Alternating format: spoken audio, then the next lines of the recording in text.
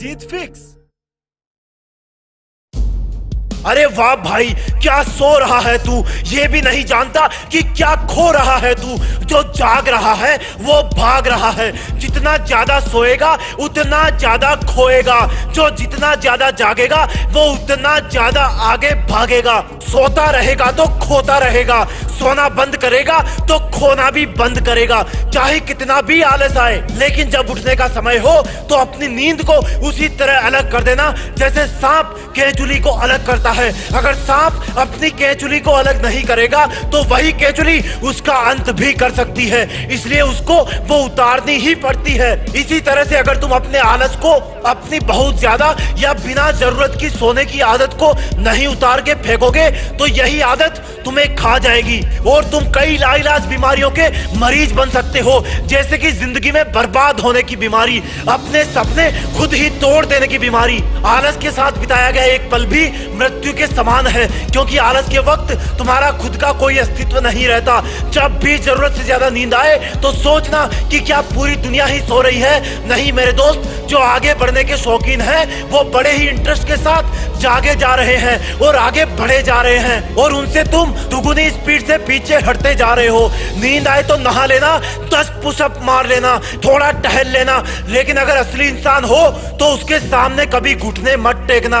अपने आप को याद दिलाना कि तू पहले ही कितना खो चुका है, अब तू और कितना खोना चाहता है। लोग पाने की होड़ में है और तू खोने पे तुला हुआ है। लोग पागल है कुछ बड़ा करने को और तू जिद पे अड़ा है आलस का घड़ा भरने को। जिनको जिंदगी में कुछ करना होता है वो सबसे पहले तो अपनी नींद को उसकी लिमिट में रखते हैं। अगर तुम सच में नहीं सोना चाहते और तुम्हारा काम में या पढ़ाई में इंटरेस्ट है तो नींद जबरदस्ती कभी नहीं आएगी। जो लोग बोलते हैं कि पढ़ते वक्त नींद आती है तो उनसे मेरा कहना है कि जब बॉर्डर पे एक सिपाही खड़ा होता है तो रात में उसकी एक हल्की सी झपकी पूरे देश पे भारी पड़ सकती है। सो तो वो भी सकता है, फिर भी ऐसा क्या है जो उसको ठंड में, गर्मी में, बरसात में जगाए रखता है?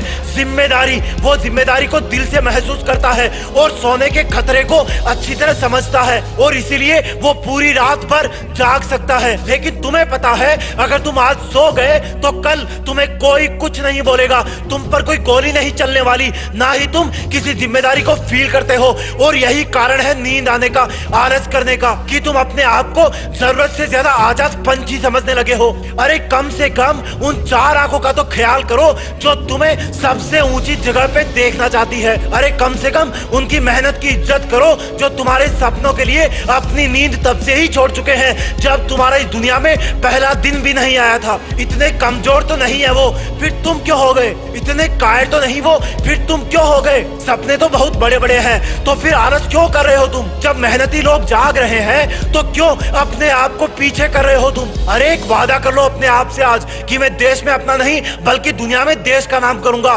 फिर किसी नींद और आलस की इतनी औकात नहीं कि वो तुम्हें छू भी सके। जय हिंद, वंदे मातरम।